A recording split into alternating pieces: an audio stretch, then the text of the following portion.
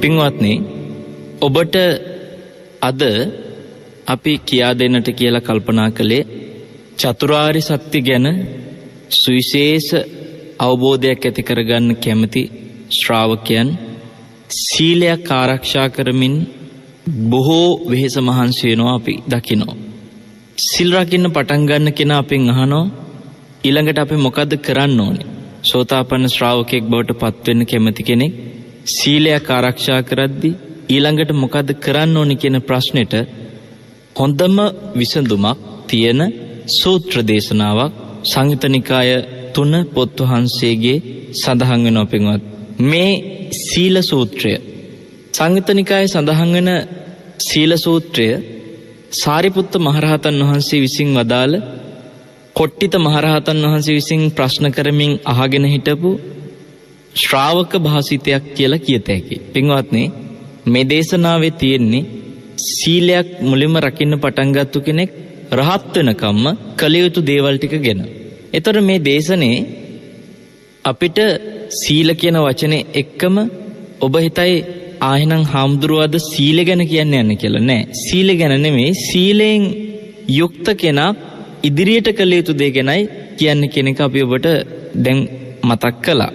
අපිට කොට්ටිත මහරහතන් වහන්සේ කියන නමට වඩා සාරිපුත්ත මහරහතන් වහන්සේ කියන නම ගොඩාක් පුරුදුයි. හැබැයි පින්වත්නි, ත්‍රිපිටකය හොඳින් ඇසුරු කරන කෙනෙකුට සාරිපුත්ත මහරහතන් වහන්සේ කියන නමත් එක්කම මොගලන් මහරහතන් වහන්සේ කියන නම සිහි වෙනවා යම්සේද, ඒ වගේම සාරිපුත්ත මහරහතන් වහන්සේත් සමගම පින්වත්නි කොට්ටිත මහරහතන් වහන්සේගේ නමත් අපිට මතක් වෙනවා හරියට ත්‍රිපිටකය ගැන අධ්‍යයනය කරන කෙනෙකුට. ඒකට හේතුව මේ සාරිපුත්ත මහරහතන් වහන්සේ කොට්ටිත මහරහතන් වහන්සේ එකට එකතු වෙලා කරපු ධර්ම සාකච්ඡා සහිත සූත්‍ර ගොඩාක් තියෙනවා. සමහර වෙලාවට කොට්ටිත මහරහතන් වහන්සේ ප්‍රශ්නයක් අහනවා, සාරිපුත්ත මහරහතන් වහන්සේ උත්තරයක් දෙනවා. ආයෙත් ප්‍රශ්නයක් අහනවා, ආයෙත් උත්තරයක් දෙනවා. ওই විදිහේ දේශන තමයි ගොඩාක් තියෙන්නේ. ඒවට කියනවා වේදල්ල කියලා. අපි මේ ශාසනය තුල අංග 9කට වෙන් කරලා බුදුරජාණන් වහන්සේගේ ශාසනය ඒ අංග 9 නවාංග ශාස්ත්‍රු ශාසනය කියන නමින් හඳුන්වනවා.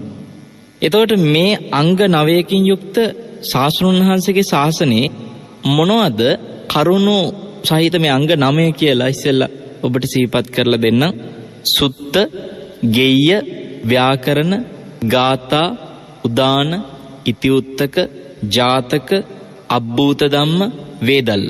මේ කියන අංග 9 පින්වත්නි, බුදුරජාණන් වහන්සේගේ මේ සියලුම ශාසනයට අදාළ සෑම ධර්ම කරුණක්ම මේ අංග 9 තුල කොතනින් හරි අපිට කතා කරන්න පුළුවන්.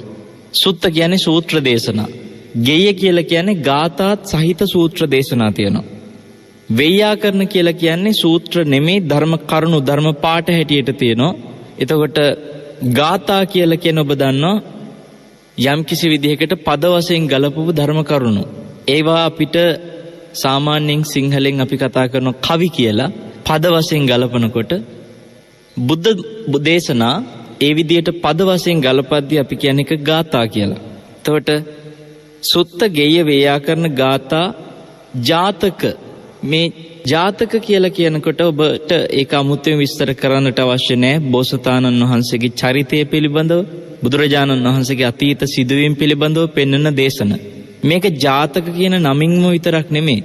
සමහර වෙලාවට ජාතක කියන කොටසට අයිති තවත් බොහෝ දේශන තියෙනවා. දැන් දීඝනිකායේ මහා සුදස්සන සූත්‍රය, මජ්ක්‍ධිම නිකායේ මකාදේව සූත්‍රය, මේ වගේ දේශනක් තියෙනවා පින්වත්නි. අතීත සිදුවීම් ගැන පෙන්වන සූත්‍ර දේශනත් ඒවත් අයිති ජාතක කියන එකටත් සම්බන්ධතා තියෙනවා.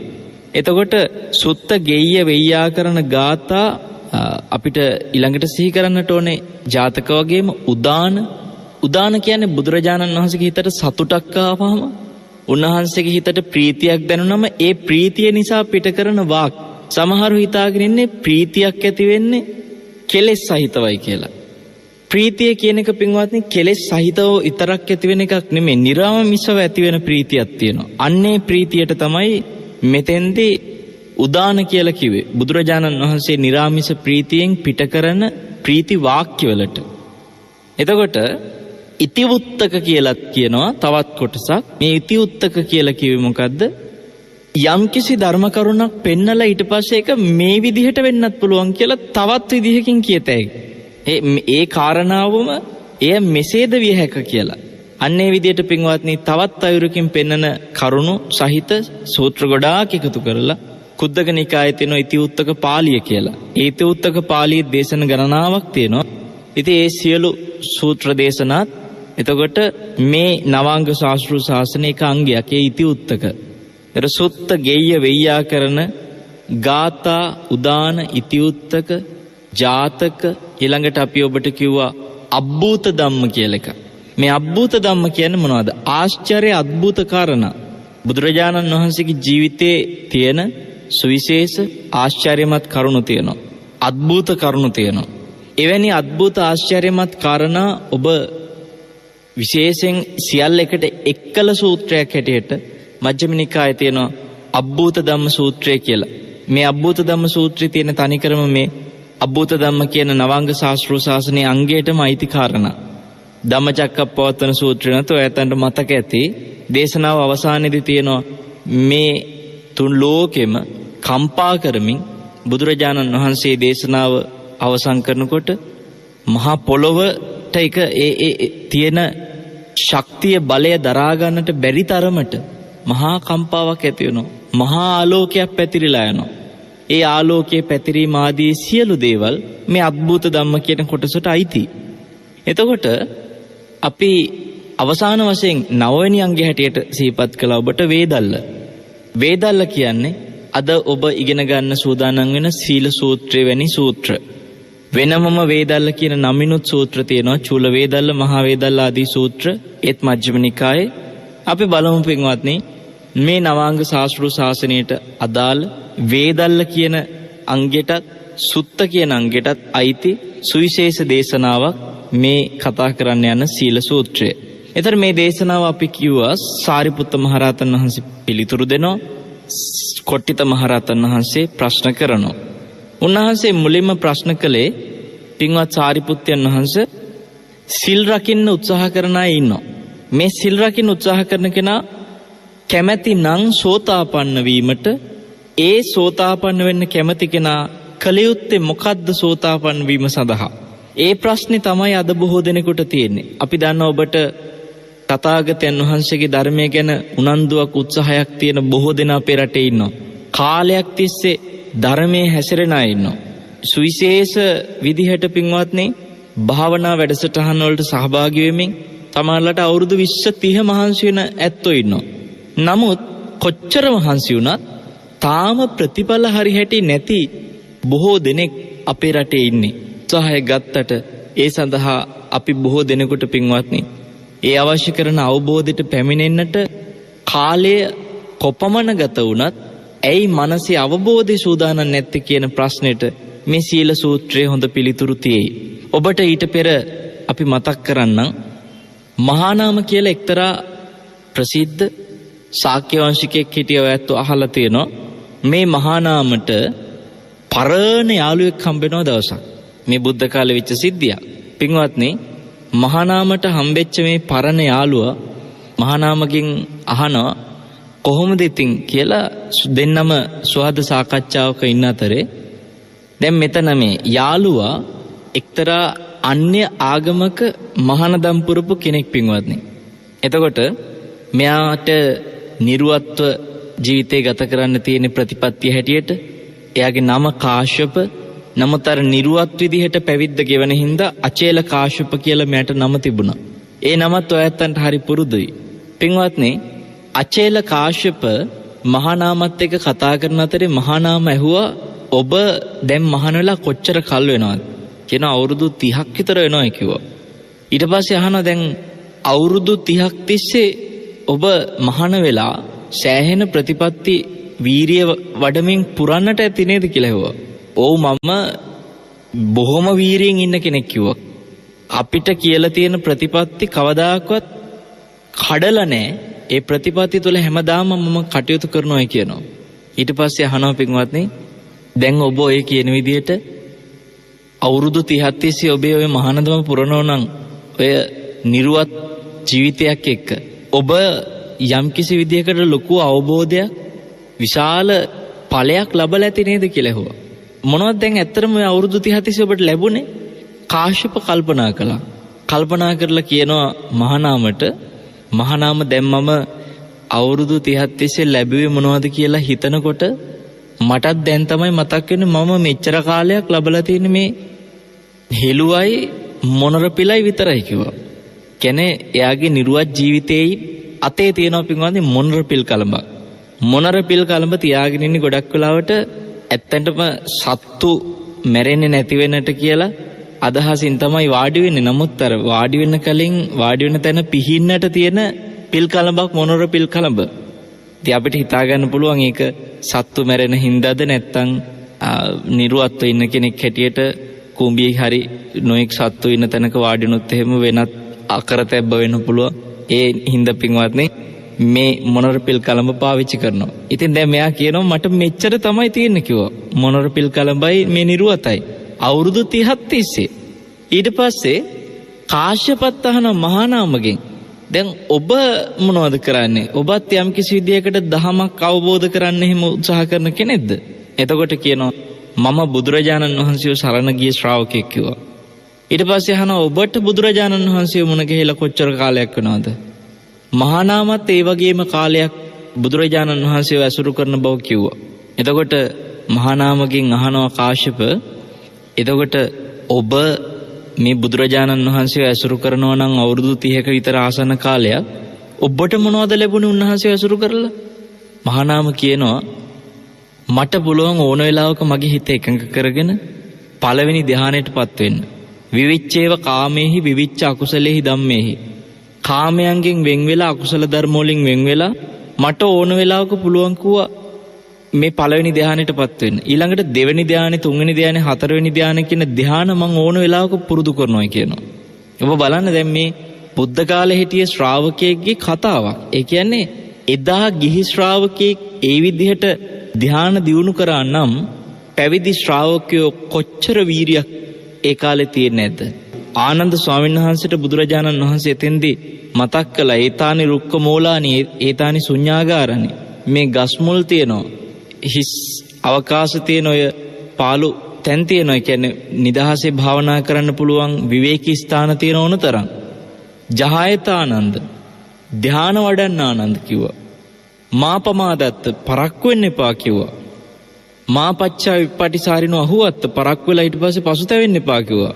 එහෙම එදා බුදුරජාණන් වහන්සේ අවවාද දුන්නේ ධ්‍යාන වඩන්න කියලා. එතකොට පින්වත්නි එදා ගිහි ශ්‍රාවකයොත් මේ මහානාම ශාක්‍ය වංශිකය වැනි ගිහි ශ්‍රාවකයොත් ওই විදියට කුඹුරු අතපිටි කරමින් දරුමල්ලු බලා කියාගෙන ওই විදියට ජීවිතේ ගත කළා කියන්නේ ඒ ඇත්තෝ එදා ධ්‍යානත් වැඩුවා කියන්නේ මොනතරම් ශ්‍රේෂ්ඨයිද? මහානාම කියන්නේ මේ නිකන් සමහරලාට ඔය ඇත්තෝ හිතනවා භාවනා කරන්න යොමු වෙන්නේ පොඩි කාලේ ඉඳලම ටිකක් අම්මා තාත්තා ධර්මයට යොමු කරපු හින්දා එහෙමයි කියලා.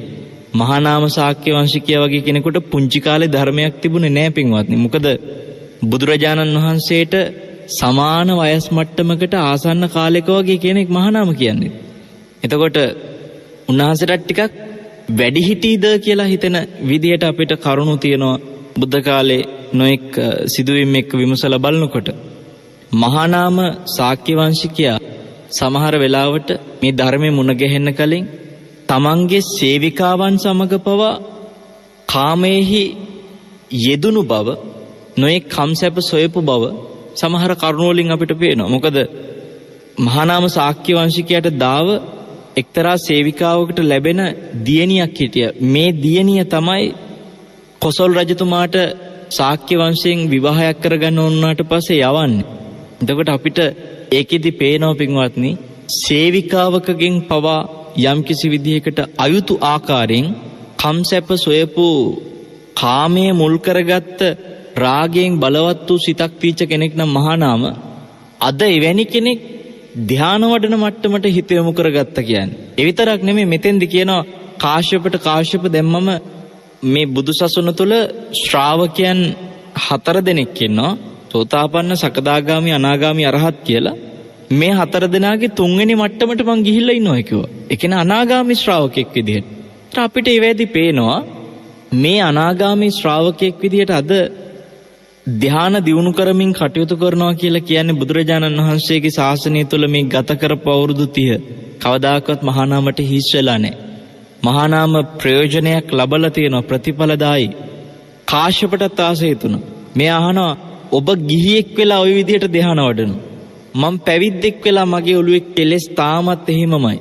මට මේ නිර්වතයි මොනරපිල් කලඹයි විතරක් මේ අවුරුදු 30 තිස්සේ තියාගෙන ඇවිද ඉන්න එක විතරයි මං කළේ. ඒතර පැවිදි ජීවිතයක් ගෙවුවා නම් මං අවුරුදු 30ක් ඔය කියන ශාසනය තුල මෙලහට ඔබ ඔය කියන 4 වෙනි ශ්‍රාවකයා බවට පත් වෙලා ඉන්නේ මම.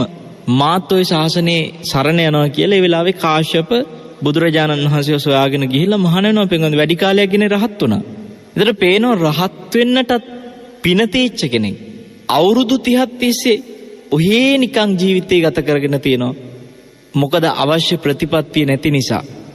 මේ වෙලාවේ net ශ්‍රවණය කරන ඔය ඇත්තෝ අතර අපි ඔබට මතක් කරන්නම්. ඔය ඇත්තෝ ඔහේ ජීවිතේ ගත කරනවා. සමහර විට උපන්න ජීවිතය තුළ කනවා බොනවා නිදියනවා ඔහේ වැඩට යනවා.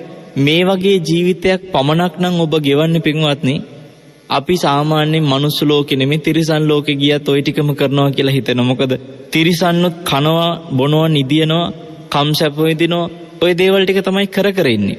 ඒතර අපිට මේ විදිහට net fm හරහා ඔබ සිත්නෙත් අසපු ආදී ධර්ම දක්ෂිනා ආදී මෙත්නෙත් පාමුලාදී මේ උතුම් ධර්ම දේශනා සහිත ජීවිත අවබෝධයට උපකාර වෙන වැඩසටහන් ශ්‍රවණය කරද්දී ඔබට පින්වත්නි ඔය ඉන්න තිරිසන්නුන්ගේ ජීවිතයට සමාන ජීවිතයක් ගත කරන කෙනෙක් නොවි ඉස්සරහට යන්නට ඔබ සහ දේශකෙක් හැටියට මම අපි සියලු දෙනාම උත්සාහ කරන්න ඕනේ.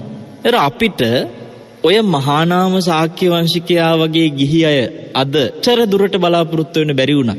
අනාගාමී මට්ටමේ හිත දියුණු කරන අය බලාපොරොත්තු වෙන්න බැරි වුණත් අඩුම තරමේ පින්වත්නි සෝතාපන්න ශ්‍රාවකයෙක් බවට පත් වෙන්නට හෝ ඒ සඳහා උත්සාහ කරන්නට හෝ අපි අද මහන්සි ගන්නවා නම් ඒ සඳහා මේ සීල සූත්‍රය උදව් වෙනවා. ඒ සීල සූත්‍රය තුළ දැන් ඔබට අපි කිව්වා සාරිපුත්ත මහරහතන් වහන්සේගෙන් මොකක්ද අහපු පළවෙනි ප්‍රශ්නේ කොට්ටිත මහරහතන් වහන්සේ. රහතන් වහන්සේ නමක් වුණත් අහන්නේ අපි වෙනුවෙන්. මොකද උන්වහන්සේ රහත් වෙලා කොට්ටිත මහරහතන් වහන්සේ. හැබැයි උන්වහන්සේ අහන්නේ මොකද්ද? ස්වාමිනී සාරිපුත්තයන් වහන්සේ සිල් රකින්න පටන් ගත්ත කෙනෙක්. ඊට පස්සේ සෝතාපන්න වීම සඳහා මොකද්ද කරන්න ඕනේ කියලා. මම ඔබට මුළු සූත්‍රයම කියා දීලා ඊට පස්සේ මේක විස්තර කරලා දෙන්නම්.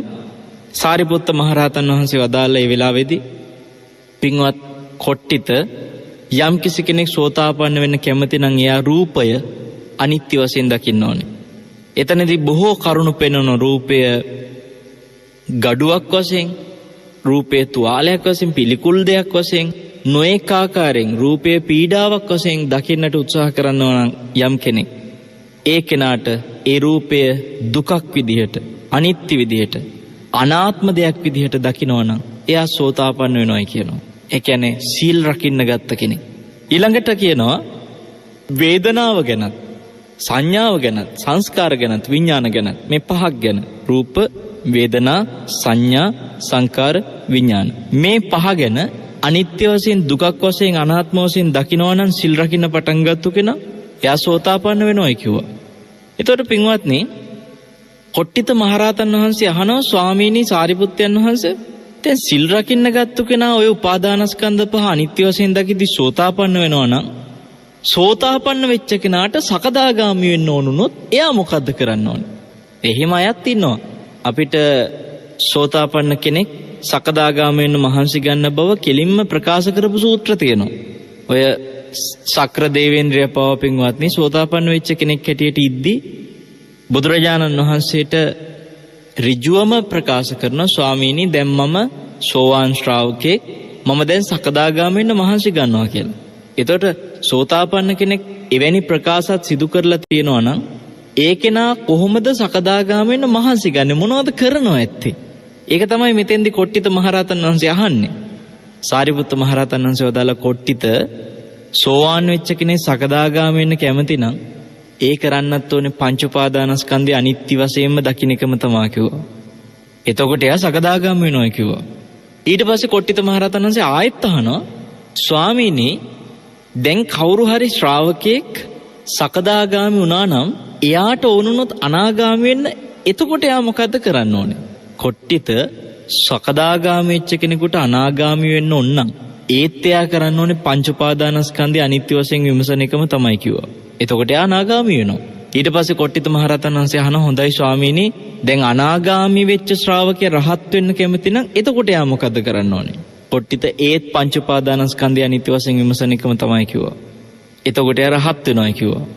දැන් අරහත් වෙන්නේ මේ ශාසනය තුල තියෙන අවසාන ඒ උතුම් විමුක්තිය කියලා අපි කියන්නේ. ඒතර පින්වත්නි එතන අවසානයේ දක්වාම විමසන්න තියෙන පංච උපාදානස්කන්ධය අනිත්‍ය වශයෙන් විමසන එක කියලා කියනවා. එතෙන් ඊළඟට තව ප්‍රශ්නයක් අහනවා කොට්ටිත මහරහතන් වහන්සේ එතනින් නවතින්නේ නැතුව. ස්වාමීනි රහතන් වහන්සේ එතකොට මොකද්ද විමසන්නේ?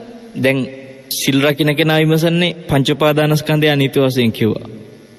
එතකොට එයා සෝවාන් වෙනවා කියන්නේ. සෝවාන් කෙනත් එයම විමසනවා එතකොට සකදාගාමී වෙනවා කිව්වා. සකදාගාමි කෙනත් එයම විමසනවා එතකොට අනාගාමී වෙනවා කිව්වා. අනාගාමි කෙනත් ඒකම විමසනවා එතකොට එයා රහත් වෙනවා කිව්වා. දැන් එතකොට මේ සියලු දෙනා විමසන එක දන්නවා. සාමාන්‍ය සිල් රකින්න කෙනත් උපාදානස්කන්ධ ගැන විමසනවා. සෝවාන් වෙච්ච කෙනත් ඒ ගැන විමසනවා. සකදාගාමී වෙච්ච කෙනත් ඒ ගැන විමසනවා. අනාගාමී වෙච්ච කෙනත් පංච උපාදානස්කන්ධ ගැන තමයි එතකොට විමස ඉන්නේ. දැන් ඔය ඔක්කොම කරලා පින්වත්නි අරහත්ත්වයටපත් වුනහම රහතන් වහන්සේ මොනවද දන්නේ හිතන්නේ. මිනිසුන්ට එහෙමත් ආසාවල් තියෙනවනේ. රහතන් වහන්සේ මොනවද දන්නේ හිතන්නේ. රහතන් වහන්සේ මොනවද දන්නේ කරන්නේ. රහතන් වහන්සේ කොහොමද දන්නේ වඩින්නේ. ඔයගේ ආසයි මිනිස්සු දැනගන්න. ආසයි නම් ඔන්න අහගන්න. පින්වත්නි බුදුරජාණන් වහන්සේගේ මේ උතුම් මහා ශ්‍රාවක දෙනමම රහතන් වහන්සේලා. උන්වහන්සේලා රහතන් වහන්සේලා හිටියට උන්වහන්සේලා දන්නවා රහතන් වහන්සේ මොකද්ද විමසන්නේ කියන එක. නමුත් අපි වෙනුවෙන් අහන්නේ කොට්ටිත මහරහතන් වහන්සේ.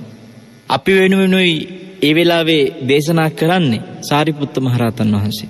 උන්වහන්සේ වදාළ කොට්ටිත රහතන් වහන්සේ තායි වෙන එකක් නෙමෙයි. ඔය පංච උපාදානස්කන්ධ ගැනම තමයි කිව්ව අනිත්‍ය වශයෙන් විමසින්නේ. ඒයි ස්වාමීනි උන්වහන්සේට වෙන කරන්න දෙයක් නැහැනේ කිව්වා. කියන්නේ වෙන කළ යුතු දෙයක් නැහැනේ. තව ඉස්සරහට යන්න තැනක් නැහැනේ. උන්වහන්සේ අරහත්ත්වයට පත් වෙලා ගමන අවසන් කරලානේ. ඇයි උන්වහන්සේ උපාදානස්කන්ධ ගැන අනිත්‍ය වශයෙන් විමසින්නේ? එතකොට කියනවා කොට්ටිත රහතන් වහන්සේ ඒ ආකාරයෙන් විමසන්නේ ඒක උන්වහන්සේගේ මේ ජීවත් වෙනකන් කියන්නේ පිරිනිවන් පානතුරු සැපය පිණිස. ඒක උන්වහන්සේට සැපයක්.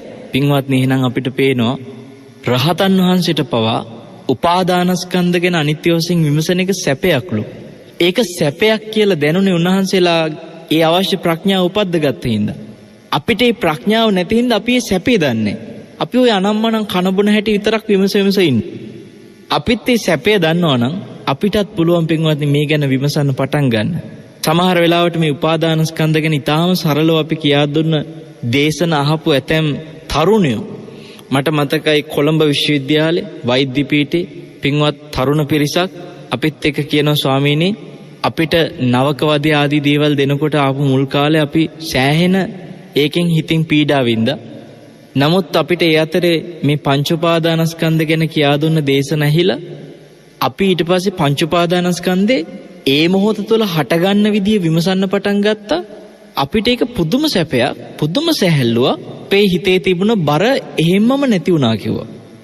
දැන් මේ ධර්මාසනයක් හැටියට අපි මේ වෙලාවේ ඔබට මේ ධර්ම කරුණු හැටියට කියද්දි පින්වත්නි සිද්ධ වෙච්ච දෙයක්ම ප්‍රකාශ කරනවා නම් ඔබ හිතන්න එතකොට තරුණ පිරිසක් විශ්වවිද්‍යාලයක අධ්‍යාපනය ලබන එවැනි තරුණ දරුවන්ට ඒ රහ දැනුණා කියලා කියන්නේ මේ ධහම විමසනකොට දැනෙන රසය දැනුණා කියලා කියන්නේ ඇත්තටම සද්ධර්ම රසයක් කියලා එකක් තියෙනවා. ඒ රසය දැනෙන්නේ පින්වත්නි කතන්දර දැන ගැනීම තුලම විතරක් නෙමෙයි. ඒ රසය දැනෙන්නේ ඒ ධහම ඔස්සේ ඔබට ජීවිතේ ටික අවබෝධය එනකොටයි. අවබෝධය දැනෙනකොට.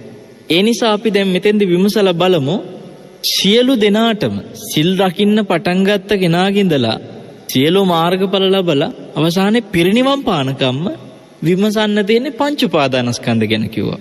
එහෙමනම් පින්වත්නි ඔබ මේ ශාසනය තුල පංච උපාදානස්කන්ධ කියන්නේ මොකක්ද කියලා දැනගන්න ඕනේ අනිවාර්යයෙන්ම. ඔබට පින්වත්නි අපි සිහිපත් කරන්නම් යම්කිසි කෙනෙකුට තමන් මේ උපාදානස්කන්ධ කියන්නේ මොකක්ද කියලා විවිධාකාර මතිමතාන්තර ඔළුවේ තියාගෙන ඉන්න පුළුවන්. අපි ඔබට ඒ විවිධ මතිමතාන්තර ඔළුවෙන් බැහැර කරගන්න සද්ධර්මයේ තුලින්ම උපාදානස්කන්ධ කියන්නේ මොකක්ද කියලා දෙන්න. ඊටාම කෙටි වෙලාවක් තිබ්බත් ඒ කෙටි වෙලාව තුල කෙටියෙන් හරි සිහිපත් කරලා දෙන්නම්. මේ අනිත්‍ය වශයෙන් විමසන කොටයි පින්වත්නි ඔබට ජීවිතය ගැන අවබෝධයක් ඇති කරගන්න පුළුවන්. ඔබ හිතන්න මේ උපාදානස්කන්ධ කියන්නේ ඔබ මොනවා හරි දෙයක් දකිනකොට හටගන්නා වූ දෙයක් කියලා හිතන්න. උපාදානස්කන්ධ කියන්නේ අත්දැකීමක් කියලා දකින්න. ඒ අත්දැකීම ඔබට මොහොතක හටගන්න එකක් කියලා හිතන්න. මේ මොහොතක හටගන්න අත්දැකීමට කියන නමක් විතරයි පංච උපාදානස්කන්ධ කියන්නේ. අපි දැනට පංච උපාදානස්කන්ධ කියන නම මොහොතකට අමතක කරලා. මොකද ඔබට ඒ නම ඇහෙනකොට ගැඹුරුයි කියලා හිතෙන හින්දා. මොහොතකට අමතක කරලා. අපි ඒ වෙනුවට මොහොතක අත්දැකීමක් කියලා හිතමු. පින්වත්නි, ඒ මොහොතක අත්දැකීම සමහර විට පේන අත්දැකීමක් වෙන්න පුළුවන්. සමහර විට ඇහෙන අත්දැකීමක් වෙන්න පුළුවන්. ඒක ශබ්දයක් විදියට ඇහෙන අත්දැකීමක්. සමහර විට ඒක ඔබට ගඳක් හෝ සුවඳක් විදියට දැනෙන අත්දැකීමක් වෙන්නත් පුළුවන්. එහෙමත් නැත්නම් සමහර විට ඔබට ඒක දිවට දැනෙන අත්දැකීමක් වෙන්නත් පුළුවන්. එහෙමත් නැත්නම් ඔබට ඒක කයට පහසක් විදියට ලැබෙන අත්දැකීමක් වෙන්නත් පුළුවන්. සීතලක් වශයෙන්, උණුසුමක් වශයෙන්, ගොරෝසු සියුම් මොන විදියෙන් හරි කයට ලැබෙන පහසක් විදිහ අත්දැකීමක් වෙන්න. මහා අත්තිපදෝපම කියන සූත්‍රයේදී ඔය අවස්ථා 6ෙදිම උපාදානස්කන්ධ හට ගන්නවා කියලා කිව්වේ. නැතෝ මේ මට හිතෙච්ච අපේ මත නෙමෙයි. ඒ මහා අත්තිපදෝපම සූත්‍රයේදී සාරිපුත්ත මහරහතන් වහන්සේ වදාළ ඇහැට පේන රූපයක් දකිනකොට ඔතන ඒ මොහොතේදී හට ගන්නවා කියෝ රූප, වේදනා, සංඥා, සංකාර, විඥාන. මේ ඔක්කොම ඒ මොහොතේ හට ගන්නවා. ඔබ මේ වෙලාවේ මොහොතකට බලන්න ඔබේ ගුවන් විදුලිය සුසර කරගෙන ඔබ මේ සිත්නේ තසපුව සමග තාම අවධානයෙන් ධර්මයේ ශ්‍රවණය කරගෙන ඉන්න මේ මොහොතේ ඔබ මොහොතකට වටපිට බලන්න. ඔබට පින්වත්නි වටපිටාවේ ඇහැට නෙත ගැටෙන බොහෝ දේ තියෙනවා. පින්වත්නි, ඔබ අහන්නේ නෙත් මේ වෙලාවේ. දැන් ඔබ බලන්නේ නෙත් වලින්. ඒ නෙත් වලින් බලනකොට ඔබට පින්වත්නි ඒ පේන්නේ රූප. ඔබට ඒ පේන රූප ඔබ සිහි කරලා බලන්න එකින් එක වෙනස් වෙනවා. කොහොමද වෙනස් වෙන්නේ? ඔබ යම්කිසි රූපයක් දැස බලන සැනින් ඔබට තවත් රූපයක් දැස මොහොතකින් ඔබ ආයෙත් බලන්න වෙනත් රූපයක් දැස. දැන් ඔබ තවත් රූපයක් දිහා බලනකොට ඔබ පෙර දැක්ක රූපේ දැන් ඔබ තුල නැති වෙනවා. ඒ නැති වෙන්නේ පින්වත්නි උපාදානස්කන්ධ නැති වෙන නිසා. මේ කතාව ගැඹුරුයි. හැබැයි ගැඹුරුනාට කොහොම හරි අපි තේරුම් ගන්න බලමු. තියෙන්නේ පොඩි වෙලාවක්නේ. ඒ නිසා අපි මේක සාකච්ඡා කරමු මේ විදිහට. ඔන්න ඔබ හිතන්න අපිට පේන දේ පපඩමක් කියලා හිතමු. මේක උදාහරණයකට මම කියන්නේ. පපඩමක් ඇහැට පේනවා. මේ පේන පපඩම සතර මහා ධාතුන්ගෙන් සකස් වෙච්ච රූපයක්. රූපයක් ගැන කියනකොට සතර මහා ධාතුන්ගෙන් සකස් වෙච්ච දෙයට කියන නමක් කියලා ඔබ මතක තියාගන්න. සතර මහා ධාතුන්ගෙන් පඨවි, ආපෝ, තේජෝ, වායෝ කියන ධාතුන්ගෙන් හටගත්තු දෙයට කියන නමක් තමයි රූපේ කියන්නේ. පපඩම සතර මහා ධාතුන්ගෙන් නෙමෙයි හටගත්තේ කියලා ලෝකේ කාටවත් කියන්න බෑනේ නේ. පින්වත්නි, ඒ සතර මහා ධාතුන්ගෙන් හටගත්ත පපඩමක් අපිට රූපයක් විදිහට කියන්න පුළුවන්. එතකොට ඔබ හිතන්න ඒ පපඩම කියන සතර මහා ධාතුන්ගෙන් සකස් වෙච්ච රූපය පිළිබඳව මේ වෙලාවේ ඔබේ හිතට පේන අරමුණක් විදිහට ඒක දැනගන්න පුළුවන් වෙනවා. මොකද්ද ඒක කිව්වේ? පපඩම. ඔබට හිතට දැන් ඒක අරමුණක්. ඒක අරමුණක් කියලා කිව්වේ රූපාරම්මණයක්. රූපයක් විදිහට අරමුණක් වුණා. පපඩම. එතකොට ඔබට මේ සතර මහා ධාතුගෙන් සකස් වෙච්ච දේවල් මේ ලෝකයේ තුල කොටස් දෙකකින් කතා කරත හැකිනේ. එකක් තමයි කෙස්ලොම් නියදත් සම්මස්නහර ඇට මිදුළු වකුගඩු හදවත අක්මා ආදී මේ තමායයි සලකන ශරීරය තුල තියෙන සතර මහා ධාතු. ඒත් රූප. ඊට පස්සේ තමාගෙන් බාහිරක් තියෙනවා සතර මහා ධාතු. ඒත් රූප. දැන් පපඩම කියන්නේ එතකොට අර කෙස්ලොම් නියදත් සම්මස්නහර ඇට මිදුළු ආදී තමායයි සලකන රූපයක් නෙමෙයි. තමාගෙන් බාහිර රූපයක්. හොඳට සිහි කරලා බලන්න ඔබට මේ කියන ඒවා අවධානයෙන් ඇහුවොත් ඔබට තේරෙනවා. තමාගෙන් බාහිර රූපයක් පපඩම. දැන් පින්වත්නි පපඩම නම් වූ ඒ සතර මහා ධාතුන්ගෙන් සකස් වෙච්ච රූපය ඔය ඇත්තෝ දැනගත්තා. දැනගත්තේ කොහෙන්ද? ඇහැට පේන රූපයක් විදිහටයි ඔබ දකින්නේ දැන්. එතකොට ඒ රූපයක් විදිහට දකිනකොට ඔබට පපඩම අපි කියවනේ මනසට අරමුණක් වෙලා ඉවරයි කියලා. දැන් ඔතෙන්දී ඇහක් තියෙනවා. ඇහැට පේන රූපේ විදිහට පපඩමේ රූපයක් තියෙනවා. ඒ රූපේ ඔබට මනසේ අවධානය යොමු වෙලා ඔබ දැනගන්නවා. අන්නේ මනසේ අවධානය යොමු වෙලා දැනගන්න එකට ආය කියනනම් දැනගන්න එකට කියනවා නමක්. ඒ දැනගැනීමට කියනවා නමක්. ඇහෙන් රූපේ දැනගැනීමට ඒ නම තමයි විඥානය. එතකොට රූපයක් අරමුණු වෙනවා විඥාණයට.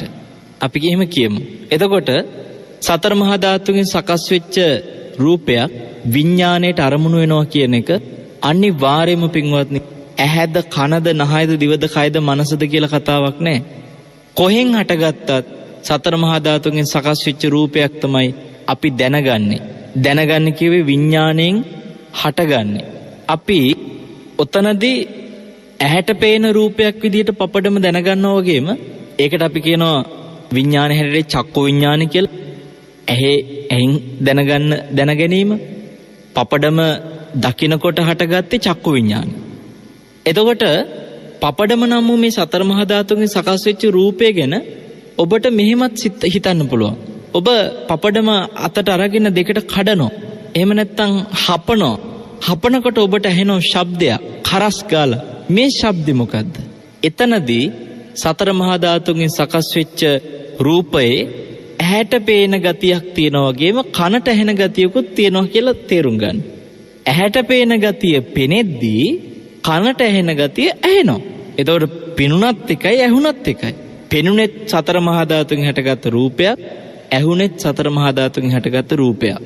ඒ කියන්නේ රූපයේ පේන ගතිය පෙනුණා, ඇහෙන ගතිය ඇහුණා. එතකොට පේන ගතිය පෙනුනේ චක්කු විඥානෙට නම් ඇහෙන ගතිය ඇහුනේ සෝත විඥානෙට. දැන් ඔබට එතෙන්දි පින්වත්නි නහයටත් දැනෙනවා සුවඳක් පපඩමේ. හරි සුවඳයිනේ පින්වත්නි. ඒ සුවඳ ඒ වෙලාවේ නහයට දැනෙන ගතිය කියලා මතක තියාගන්න සතර මහා ධාතුන්ගේ. එහෙනම් ධාතුන්ගේ නහයට දැනෙන ගතියක් තියෙන්නත් පුළුවන්. ඒක තමයි දැන් මේ පපඩම නම් ඒ ධාතුන්ගේ නහයට දැනෙන ගතියයි ඔය ඔබේ නහයට දැනෙන්නේ දැන්. එතකොට පින්වත්නි ඒ නහයට දැනෙන ගතිය දැනගත්තේ මොන විඥාණයෙන්ද? ඒකට කියනවා ගාහන විඥානය. නහයට දැනෙන ගඳ සුවඳ දැනගන්නේ අන්නේ විඥානය. එතකොට ඔබට පින්වත්නි මේ පපඩම කනකොට දිවටත් දැනෙන රසයක් ඒත් සතර මහා ධාතුන්ගේ තව ගතියක්. සතර මහා ධාතුන්ගේ දිවට දැනෙන ගතිය තමයි රසයක් කියලා ඔබ දැනගන්නේ. එතකොට මේ දිවට දැනෙන ගතිය රසය ඔබ දැනගන්නේ තවත් විඥානයකින්. ඒ දැන ගැනීමට කියන්නේ ජීවහා විඥාන.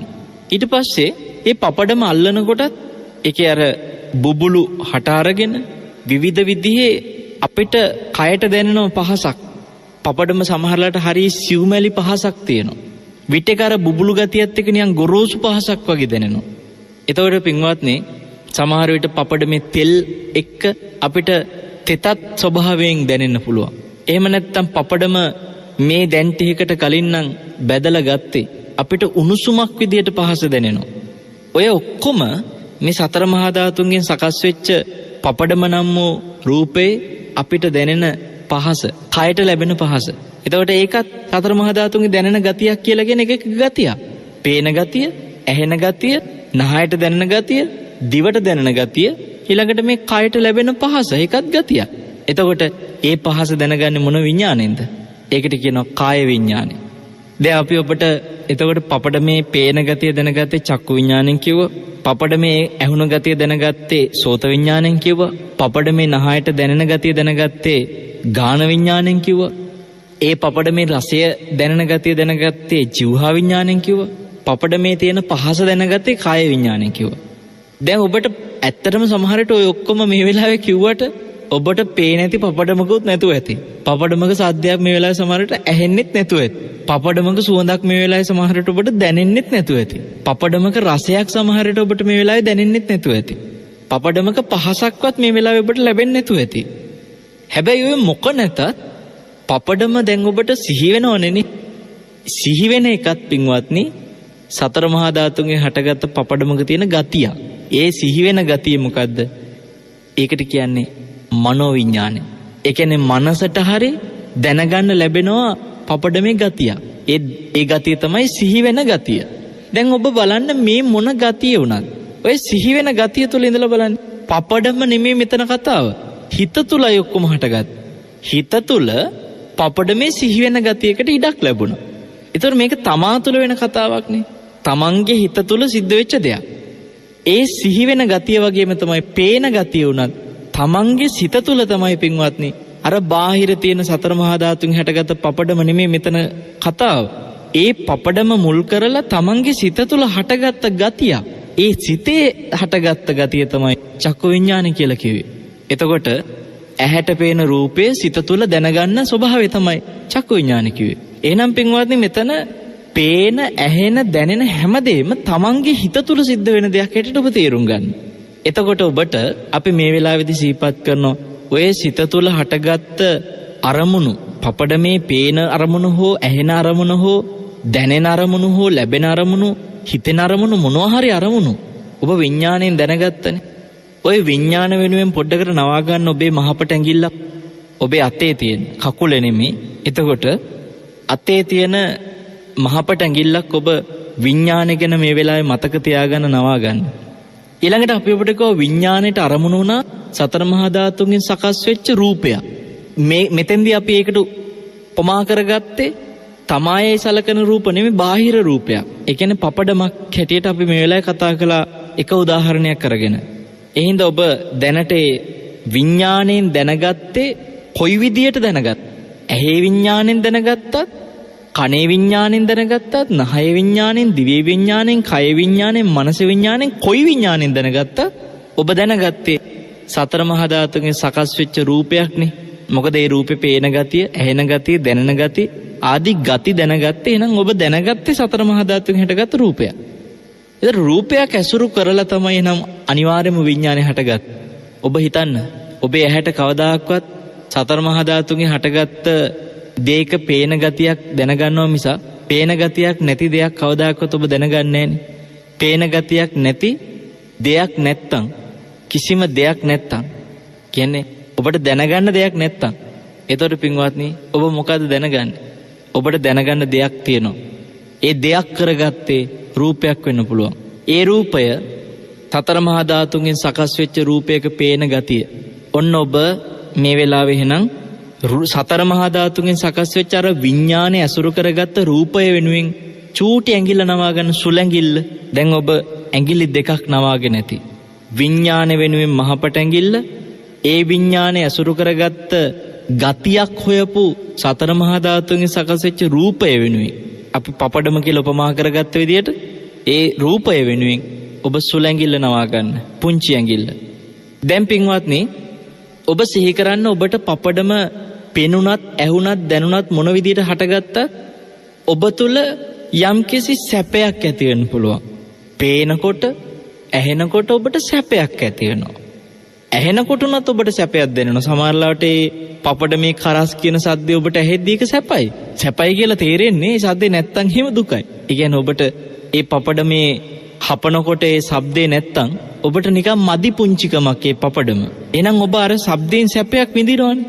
ඒතර පින්වත්නි ඔබට ඒ පපඩමේ සුවඳෙන් පව ඔබ සැපයක් විඳිනවා. ඒ පපඩමේ රසයෙන් පව ඔබ සැපයක් විඳිනවා. ඒ පපඩම අල්ලනකොට ලැබෙන පහසෙන් පව ඔබ සැපයක් විඳිනවා. ඒ පපඩම මේ වෙලාවේ ඔබට සිහි වුණත් සැප ඇති. එතකොට පින්වත්නි ඕක කෙනෙකුගේ හිතට ඒ විදිහට සැප වේදනාවක් දැනෙනවා කියන එක විඳීමක්. ඔබ සැපයක් විඳිනවා. විඳිනවා කියන්නේ වේදනා කියන එක තමයි අපි පාලියෙන් කියන්නේ වේදනා, සිංහලෙන් කියන එකට විඳිනවා. එහෙනම් සැප විඳින එකට කියන්නේ සැප වේදනා. සමහර විට එන්නේ දුක් වේදනා. ඒක දුකක් විඳිනවා. පපඩම මුල් කරලා දුකක් විඳින්න නැතුව ඇති. හැබැයි සමහර වෙන පපඩමට කැමති නැත්. තැම්මයිට පපඩම පෙන්වන්න බෑ. අකමැති ඒවට. පපඩම් වලට අකමැති අය ඉන්නවා. නෑ මං කන්නේ නැහැ කියන. එයාට ඒක සතුටක් ඇති කරන සැපයක් ඇති කරන දෙයක් නෙමෙයි ඒකට අකමැති. අකමැති කියලා කියන්නේ එයාට ඒක වේදනාවක්. සැප දුක් වේදනාවක් වෙනවා. සැප වේදනාවක් වෙන්නේ නැහැ. පපඩම් කන්න අකමැති කියන කෙනෙකුට පින්වත්නි බලෙන් කැවුවොත් එහෙම ඔබ හිතලා බලන්න එයා පිළිකුල් කරන එපා කියනවා. එතකොට කෙනෙක් කැමති දෙයක් තව කෙනෙක් අකමැති කියන්නේ කැමති කෙනාට සැප වේදනාවක් අකමැති කෙනාට දුක් වේදනාවක්. එතකොට ওই වේදනාව ආවේ ඔබ අසවල් දෙය කියලා හඳුනාගත්ත හින්දානේ. දැන් ඔබට මේ වෙලාවේ පින්වත්නි ඇහින් දැනගැනීම විඥානේ උනාට දැනගත්තේ මොකද්ද කියලා කියනකොට පපඩමයි දැනගත්තේ කියනවනේ. පපඩම දැනගත්තා කියලා පපඩම හැටියට හඳුනගන්නේ. මේක ටිකක් කර වෙලා වැඩි. මේක ටිකක් හොඳට මේ අවශ්‍ය විදිහට බැදිලා තියෙනවා. ඒ අවශ්‍ය විදිහට ඔබ හඳුනගන්නේ. ඒ හඳුනා ගැනීමට කියන්නේ සංඥා.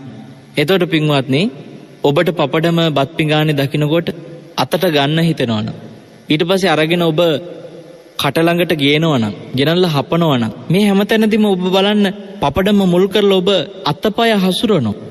ඔබේ කට හසුරනවා. ඔබ පපඩම මුල් කරලා අත එහෙම නැත්තම් කයේ යම්කිසි විදිහකට ඔබ ඇඟිලි වලින් සමහරව අරගෙන පොඩි කරගන්නවා පපඩම. මේ ඇඟිලි අත නොඑක් විදිහට කට හසුරනකොට ඔබේ කය හසුරවලා තියෙනවා. ඒ කය හැසිරවන්න පින්වත්නි චේතනාව ඕනේ. එහෙම නැත්නම් ඔබ කෙනෙකුට පපඩම මුල් කරලා වචන හසුරවනවා. මේ නෝනා මට තව පපඩමක් ගේන්න කියලා කියයි. එතකොට ඔබ පපඩම මුල් කරලා වචනයක් හසුරලා පපඩමක් තව ගේන්න කියලා. මේ පපඩම් බැදිලා නැහෙනේ කියලා සමහර විට ඔබ කියයි. එතකොට ඔබ වචන හසුරනවා.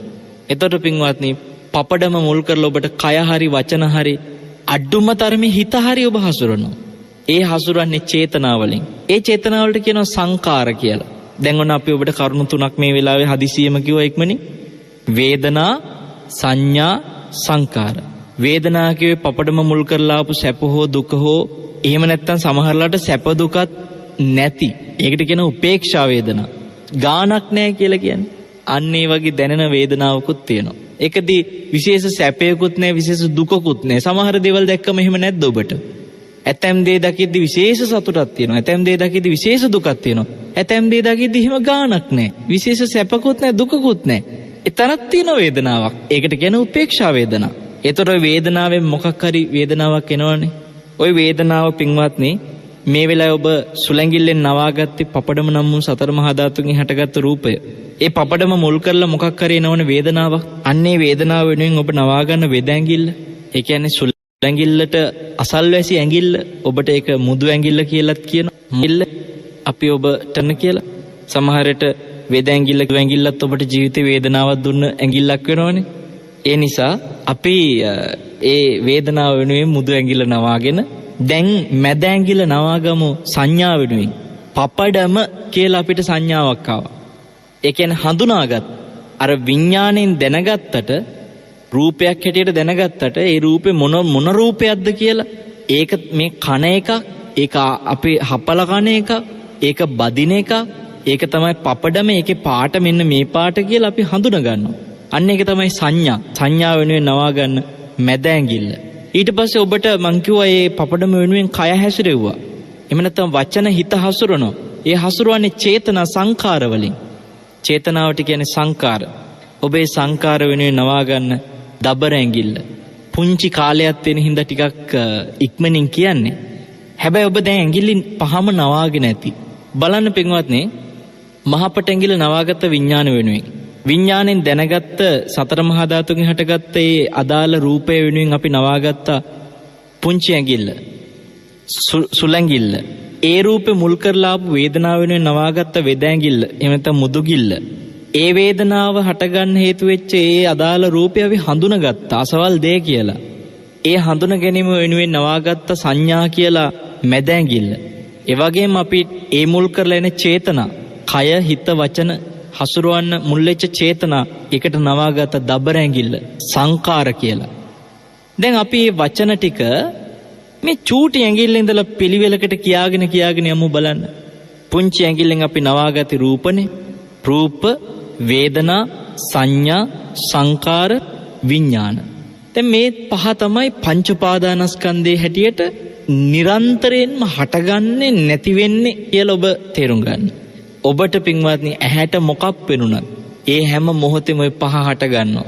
ඒ පෙනිච්ච දේ මොහොතකින් අපි වෙනත් දෙයක් දැනගන්නකොට ඇහැට පේන වෙනත් රූපයක් දැනගන්නකොට අර මොහොතකට පෙර හටගත්ත කරුණු පහම නැති වෙනවා. එතකොට ඔබ කොයි දේ දැනගත්තත් ওই විදියට හට ගන්නව නැති වෙනවනම් මොන දේ ඇහුණත් ඒ අහන දේ තුලත් ඔය ටික ওই විදියට හට ගන්නව නැති වෙනවනම් කොයි දේ නහයට දැනුණත් ඒ දැනෙන හැම තැනදීම ওই ටික හට ගන්නව නැති වෙනවනම් දිවට, කයට, මනසට හැම තැනින්ම මොන අරමුණ හටගත්තත් ඔය පහ ওই විදියට හට ගන්නව නැති වෙනවනම් ඔබට පින්වත්නි මුළු ජීවිත කාලේ හැම තත්පරයකම හැම මොහොතකම උපාදානස්කන්ධ හටගන්න බව අවබෝධ කරන්න පුළුවන්. උපාදානස්කන්ධ නැති වෙන බවත් ඔබට අවබෝධ කරන්න පුළුවන්. අන්නේ හට ගැනීම දකිද්දී ඔබට මුළු ජීවිතේම අනිත්‍ය වශයෙන් අවබෝධ වෙන්න පටන් ගන්නවා. ඒ අවබෝධය තුලයි සෝතාපන්න බවට පත් වෙන්නේ සාමාන්‍ය සීලවන්ත කෙනෙක්. සිල් රකින්න පටන් ගත්ත කෙනා උපාදානස්කන්ධ අනිත්‍ය වශයෙන් අවබෝධ කරනවා කියලා කිව්වෙ පින්වත්නි මේ කියන විදිහට මා ඔබට අද බාහිර රූපයක් හැටියට මෙතෙන්දී පපඩම කියලා උදාහරණයක් අරගෙන උපාදානස්කන්ධ ගැන කියා දුන්නා වගේම ඔබට ඔබේ කය මුල් කරලා දකින්න පුළුවන්. ඔබේ කෙස් ඔබට දැන් අතට අහු වෙනවා. ඔබේ නියපොත්ත දකින්න. නියපොත්තත් සතර මහා ධාතුන් හැටගත් රූපයක්. ඒ නියපොත්ත මුල් කරලා ඔබ විඥාණයෙන් දැනගන්නවා. දැනගනිද්දී පින්වත්නි ඔබට වේදනා සංඥා සංකාර හට ගන්නවා. එතන රූප වේදනා සංඥා සංකාර විඥාන සියල්ල හට ගන්නවා. ඔබට මේ සියල්ල ලෝකයේ තුල අවබෝධයෙන්ම විමසන්න පුළුවන්. කෙනෙකුට ජීවිතයේ හැම අත්දැකීමක්ම මේ උපාදානස්කන්ධ හැටියට අවබෝධ කරන්න ලැබුණොත් එයා දකින මුළු ජීවිත කාලෙම හටගන්නේ නැති වෙන්නේ මේ උපාදානස්කන්ධයි කියලා. සංසාරෙම සිද්ධ වුණේ ওই කතාවයි. ඔබට පින්වත්නි සිල් රකින්න පටන් ගත්ත කෙනා මේ අවබෝධය ඇති කරගන්න තුරු කවදාවත් සෝතාපන්න වෙන්න බෑ. ඒ නිසා මේ අවබෝධය කරා යන්නටම ඕනේ. අර අචේල කාශ්‍යප අවුරුදු 30ක් තිස්සේ නිර්වත්ව මොනරපෙල් කලබෙන් ඔහේ නිකන් පිහ හිටියා වගේ අපිත් මේ සිල් රැක නිකන් බණහක හොයේ ඉන්නවා. නමුත් මේ උපාදානස්කන්ධ ගැන දන්නෙත් නෑ අවබෝධ කරන්න හිතකුත් නෑ. වචන ටික අහලා තියෙනවා. පංච උපාදානස්කන්ධ කියන වචනේ ඕනතරම් අහලා ඇති. නමුත් මේ අපි තුල හැමතිස්සෙම හටගන්න දෙයක් නේ මේ නමින් කියන්නේ කියලා ඔබට පින්වත්නි අවබෝධ වුණොත් ඔබ එදාට තමයි මේ මාර්ගඵල කරා යන ගමනට පැමිණෙන්නේ. ඔබ හැම දිනෙකටම උතුම් චතුරාර්ය සත්‍ය අවබෝධය ඉක්මන් කරගන්නට මේ සීල සූත්‍රයත් මේ දේශනාව ශ්‍රවණය කිරීමෙන් ඔබ විදර්ශනා ප්‍රඥාවකට අවශ්‍ය කරන ආකාරයේ මානසිකාර ඇති කරගත්තේ ඒ තුල රැස් වෙච්ච පිනත් අප්‍රමාණයි. මොකද මේ ලෝකේ තියෙන පින් අතර විදර්ශනා මානසිකාරය කියන පින පරද්දන්න කිසිම දානයකට කිසි දෙයකට බෑ කියනවා. ඒ නිසා පින්වත්නි ඔබ බුදු කෙනෙකුට දන් දෙනවට වඩා පිනක් මේ වෙලාවේ රැස් කරගත්තා විදර්ශනා මානසිකාරයක් තුල රැස් කරගත්ත පිනෙන්. ඒ හින්දා ඔබ මෙතෙක් මේ ශ්‍රවණය කරපු දේශනාව එකාතකට විදර්ශනා භාවනාවක් බවට ඔබටපත් උනායි ස්කන්ධ භාවනාවක් විදියට.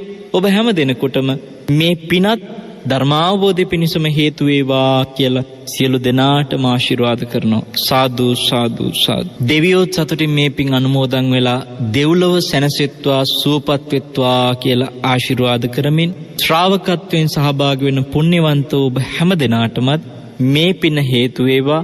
ඔබ සියලුම දෙනාගේ උතුම් ජීවිතාවබෝධය පිණිසම මෙලව හිතසුව පිණිස කායික මානසික නිරෝගී සුවය පිණිස net ශ්‍රවණය කළ ලෝකවාසී පින් ඇති සිත් ඇති සියලු දෙනාට ආශිර්වාද කරමින් අවසානයේ සිහිපත් කරනවා ආකාසට්ටා ච බුම්මට්ටා දේවානාගා මහිද්దికා පුඤ්ඤන්තං අනුමෝදිත්වා චිරං රක්칸තු ශාසනං චිරං රක්칸තු දේශනං චිරං රක්칸තු ත්වං සද්ධාති.